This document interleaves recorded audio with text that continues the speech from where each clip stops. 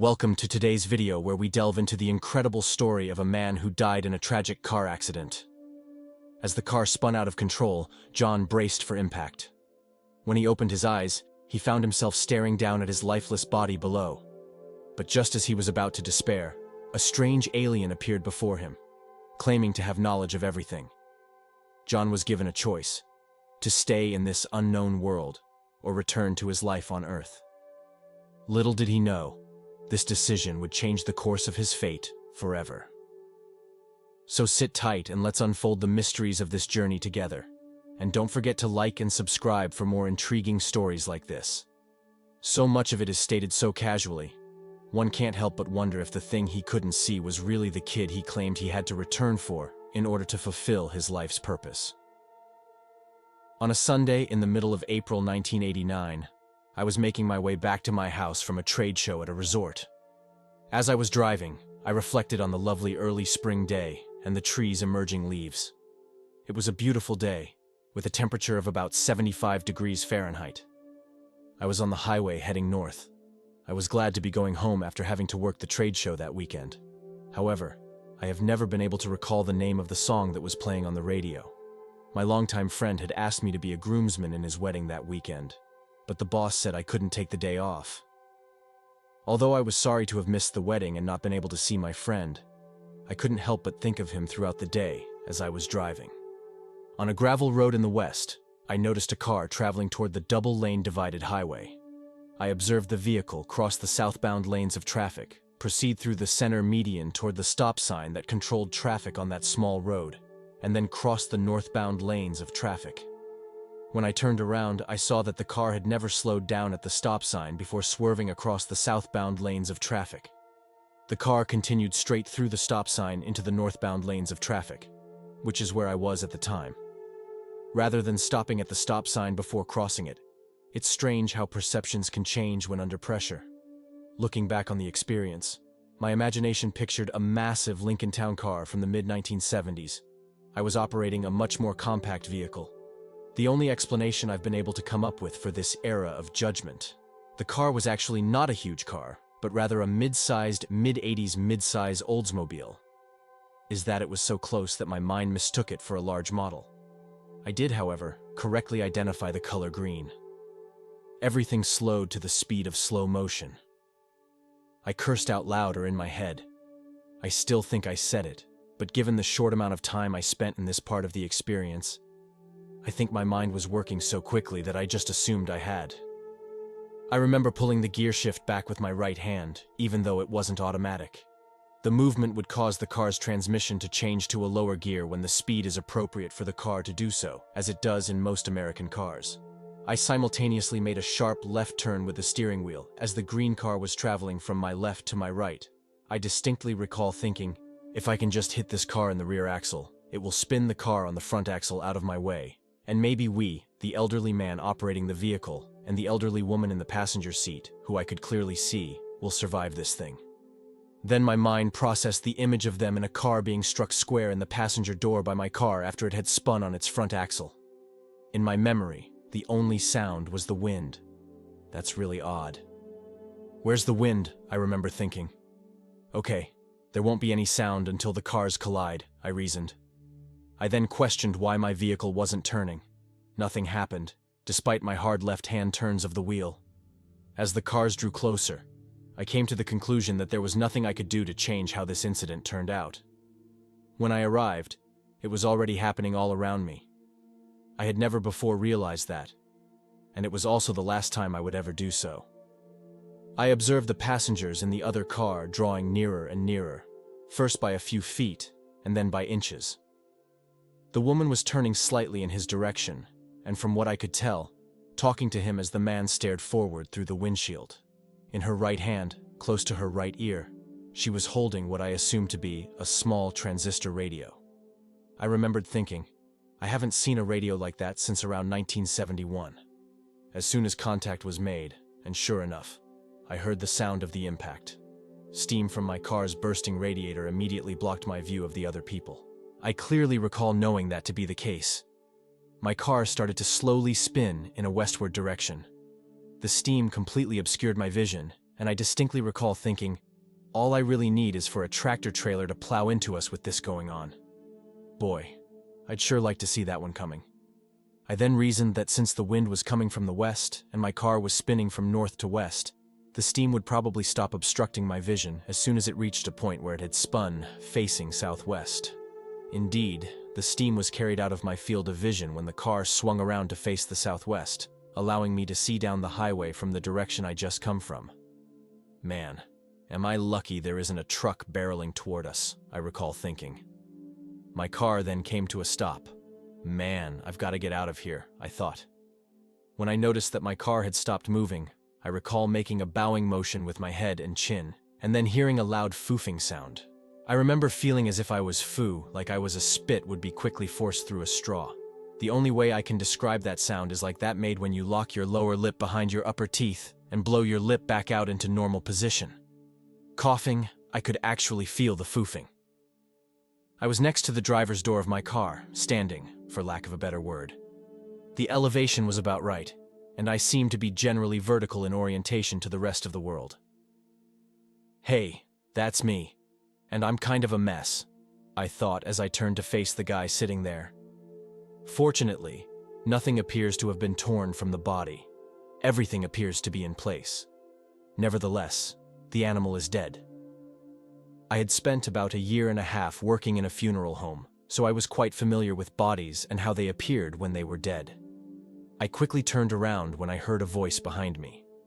There, for lack of a better word, were 2 of my friends who had perished in a car accident in 1983. Since they were always inseparable, it was fitting that they were together when they died, and the 3 of us were closer than brother and sister.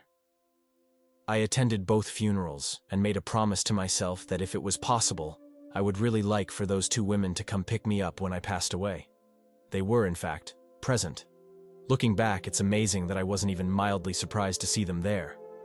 I recall casually introducing myself to Lisa and Susan, as though I had just met them in the student union during a break in class, by saying, for lack of a better word, "Hey, Lisa.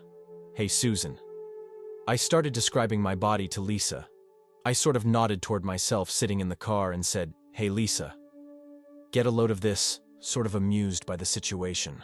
I recall experiencing complete and utter freedom. There aren't really words to express this sensation, but I suddenly realized that the laws of physics didn't apply to me in this state, and that I could do whatever I wanted and go anywhere. I came to the realization that I could even visit the Eiffel Tower if I so desired, although I don't remember ever wanting to visit the Eiffel Tower or even thinking about it before this, other than perhaps to consider how to respond to a question on a geography quiz from the 5th grade. I started to enjoy my current state of well-being, which I still missed today. "Brian, you need to pay close attention. Did she say there isn't much time?" Lisa said. Or was that just thought inferred knowledge? It's difficult to describe exactly how talking, moving, standing, etc. is done in this state. But Lisa continued, "You must look." And she pointed, or rather directed my attention in some other manner to the western horizon. I noticed that everything appeared to be muted, much like a television with poor reception. Occasionally, a blob of color would break up the black and white, but for the most part, everything was in black and white. But my life was in the sky.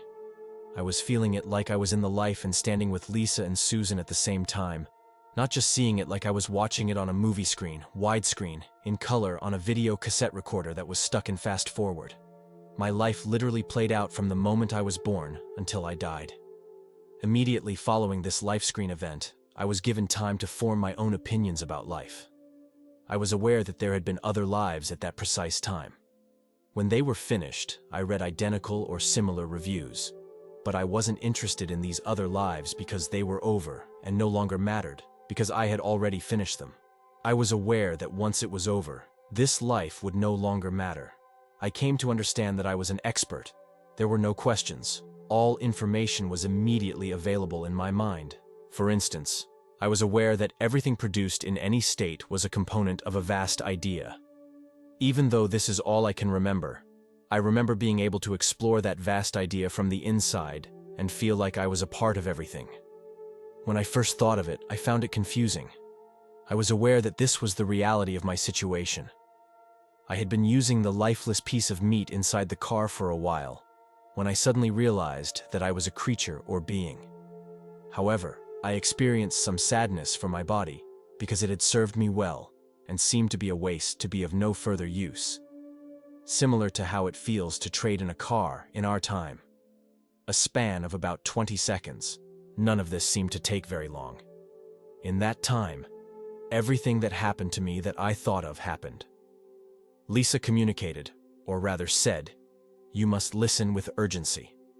She continued, "You have done enough to be able to go with us, or you can stay. But if you stay, we need to know why, and you have to tell us. You need to know why, and you have to tell us. You need to understand that staying will be extremely difficult." I stated unequivocally, "I must stay." Lisa inquired why. I confessed, "I don't have any kids yet." This was significant, but it wasn't emotionally charged. It was more like a house that I needed to paint the windows, but it started raining as I was telling someone this. Lisa was the only one who spoke during this, and although I knew Susan hadn't, I still noticed that someone else was present. I became aware that this person was paying close attention, and that I was not permitted to see him or her. This person was hidden from my consciousness, and only manifested as a massive presence that could only be perceived as waves of distortion. For an illustration of this, watch the Arnold Schwarzenegger film Predator, and pay close attention to the alien's appearance when it is cloaked. I could sense that impact. I didn't feel threatened by this, and I didn't want to use a movie example of a terrifying, cunning alien to influence the listener. Instead, I just wanted to make a reference to the visual distortion used. There was only a realization of this presence. There were no feelings of danger. You must understand that your heart stopped when you hit the steering wheel, but you won't be permanently hurt as a result of this, Lisa said. You'll suffer a broken sternum, a cut on your finger, and a few tooth losses. As soon as I said okay, I heard "fuff." I was initially perplexed because of the darkness. I had no idea where I was. Next, I heard what sounded like a distant boom. After a brief period of silence, there was another boom, followed by 3 more that were closer together. Then, after hearing 2 heartbeat sounds, I understood that the booming was actually my heart beating. Why is my heart starting at that? I recalled thinking. Then it dawned on me that I desperately needed to take a breath. Imagine how it would feel to discover that you didn't make it to the surface before running out of air. It's similar to the feeling you get when you're deep underwater and unsure of whether you'll make it to the surface before running out of air. I exhaled in the longest, deepest gasp I can ever remember. When it was finished, I looked around, saw my hands start to bleed, and then I opened my eyes. I won't go over every detail of the accident, but I kept slipping in and out of consciousness. I frequently heard conversations but was unable to respond. People have touched my neck at least 3 times that I can recall and said, "This one's gone." He leaped back and shouted, "Hey, this one's alive, get over here." When I finally raised my head and spoke to a state trooper who was bent over at the driver's door of my car copying my VI number off my dash, I can still picture an empty in my car and the vibration of the extraction tools. I can still hear myself saying, "Get that camera out of my face," to a television camera. I recall a female emergency medical technician sitting next to me on a bench while we were in an ambulance. I distinctly recall asking her, "Exactly where are we?" "You're in an ambulance," she said. "No," I replied. "Exactly where on the road are we, and how far from the city?" "There is only a small window, so I'm afraid I have no way of knowing," she said. I can still hear myself saying, "That's fine. I'll go outside and look." I remember looking out the side of the ambulance and noting that we were almost to a rock quarry that I always used as a landmark. "We're almost to the rock quarry." "Good. We're getting close," I said as I exited the ambulance through the side. "Oh, I see it, yes. But how?" The emergency medical technician stood up and said as she approached a small window on the side of the ambulance. When she sat back down, she didn't say anything else besides, "You just lay quiet. We're almost there." Before leaving, "You look much better than you did a while ago," the emergency medical technician from inside the car said. When he later arrived in the emergency room, I told him I was feeling better. He claimed, Up until now, in all the years I've been doing this, I have never checked anyone and been wrong about whether they were living or dead. "Who says you were mistaken?" I asked him. Earlier, he gave off a worried appearance, but now he grinned, said, "You be cool, man," and walked away. As I had informed people at the scene and in the emergency room that I had a broken sternum, a cut on my finger, and that I would lose 2 teeth, a nurse questioned me about my background in the medical field. I informed her that I didn't work in medicine. My hand cut, broken sternum, and need for 2 root canals on my teeth were all things I overcame. But while I was in the hospital, I had such a hard time falling asleep that every time I did, I could feel myself starting to float out of my body. And I thought I was dying again and knew I was supposed to stay, so I would wake myself up. Wow, what a truly incredible journey it has been, exploring these near-death experiences. These stories have given us a glimpse into the beauty and power of the human spirit and have reminded us of the preciousness of life. If you're looking for more life-changing content that will leave you inspired and reflective, then you simply cannot miss the next video in our series. This video will take you even further down the rabbit hole of self-discovery and enlightenment.